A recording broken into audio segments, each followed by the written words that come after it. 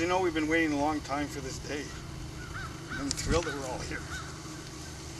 As you know, Dad died on January 29, 2007. I'd like to take this moment to acknowledge Becky Dubier and Brenda Dubier.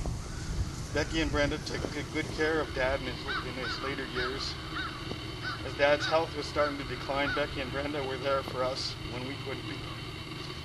Dad's ashes were kept faithfully at Becky's bedside for the past 7 years. He was a guiding light in their lives.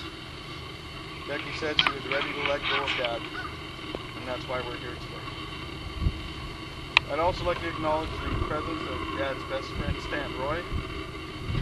Stan and Scratch go back many years, and I'm certain Stan has fond memories of Dad, and we were just talking about some of those memories at my place. The Great Depression was never the same after Peter Edward Gutcher was born on Tuesday, June 18, 1929. Dad, or Ted, was born to 38-year-old Isabella Boddington and 37-year-old Matthias Peter Gutcher. You know, us kids might not exist today if the sharply dressed Grandpa Pete, or Matthias, continued his journey to become a priest.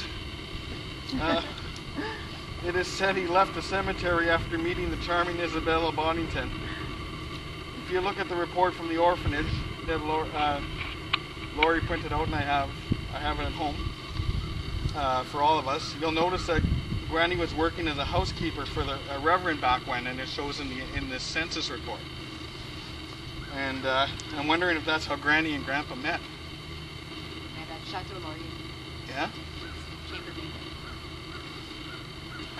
As a young man, Dad loved everything about Timmins, including local hockey great Pete Pabando and the Porcupine Combines, or local fastball, or local news.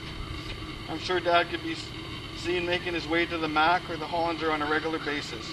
The Timmins Daily Press was always a favorite to read at the window, or when he was sitting on the throne.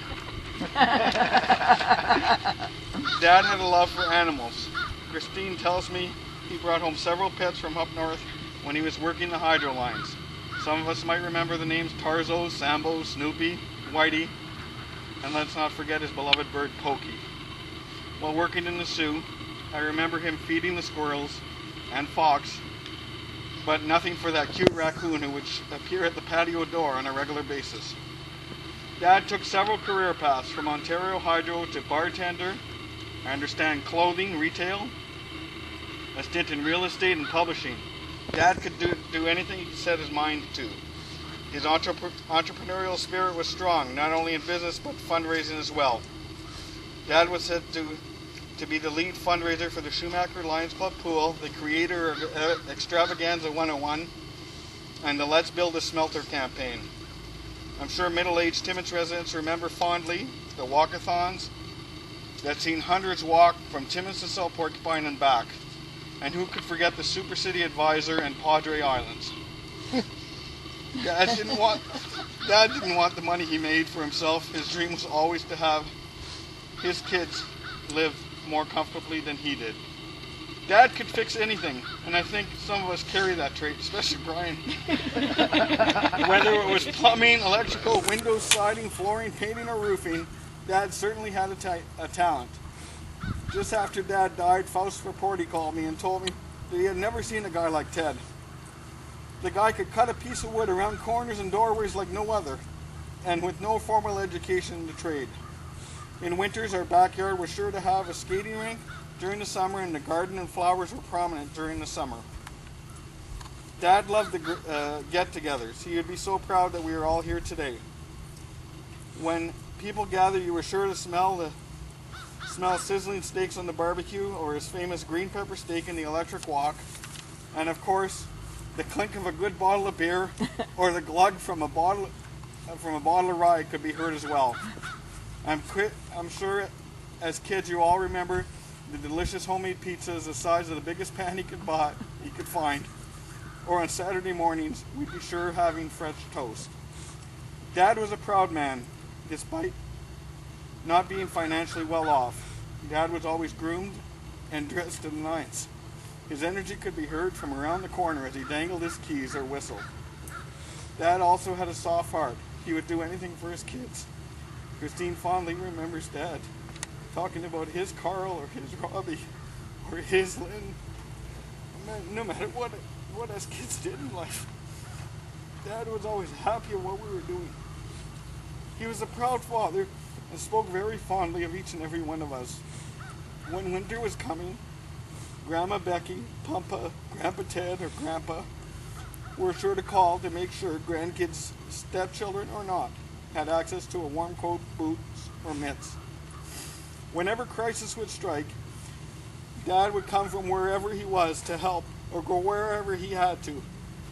Dad did what he could to find whoever or to advocate for any one of us. In fact, when Brian suffered his eye injury, Dad hitchhiked to Kirkland Lake. And when he got there was no way Kirkland Lake Hospital was touching him. Dad made sure Brian was ambulanced to Toronto sick kids. Dad hitchhiked and beat the ambulance there. We also could recognize Dad for his social justice. What I mean by that is when he felt that it was the right thing to do, and others disagreed, Dad stood his ground. He was stubborn in his beliefs, but certainly made sure that whatever the cause, it happened as he thought it should. Dad lived a full life. No matter how old he got, Dad had an eye for the girls. No, the guy wouldn't miss one ever. I'm sure his eyes told the story, as he did. Dad had some funny moments in life too. Let's say he was sympathetic to everyone's aches and pains. Like, Jesus Christ, Lou! That's exactly what I have! It's Warlock's foot! I'm sure Dad even suffered menstrual cramps. Yeah, he did. I go, oh, I got him too. I'm sure he had a good laugh while handing Christine to the priest, the apple of his eye, while Christine was peeing. Dad had many dreams. Many, many dreams.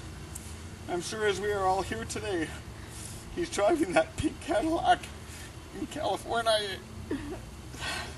One of the last things he said to me, as I said, today is a long time coming. Dad told me this is where he wants to be. He wants to be in Timmins, and what a fitting place, but a niche high above all others, while he looks over the loved ones who have passed and who were part of our lives. Fittingly, Becky made this wonderful bag for Dad's ashes. I'm sure it'll keep him warm. That's it. Anything else? Great. That was beautiful, Barry. Anything else? Very impressive. Very. Very nice. And I'd like to thank Christine, because Christine, me and her and Brian partly, we sat together and figured out the things that I put together last night. And whenever you mentioned Lynn, it quite was his I'm beautiful very- Lynn. I'm His beautiful very Lynn. proud of all I'd you. always tell Brenda, if only you had Lynn's teeth, you'd be beautiful just like her. Thanks, Barry. That was really nice.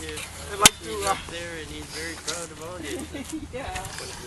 I'd like to invite Christine, if you don't mind. No.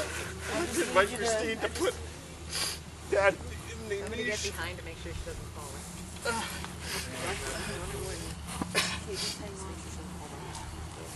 I was the first one he carried out of the hospital, and I'm the first one to put him in his little tube. Awesome. Hang on, I'm good there. I don't have a lot of balance. Okay. Don't jump. She doesn't have good balance. Okay.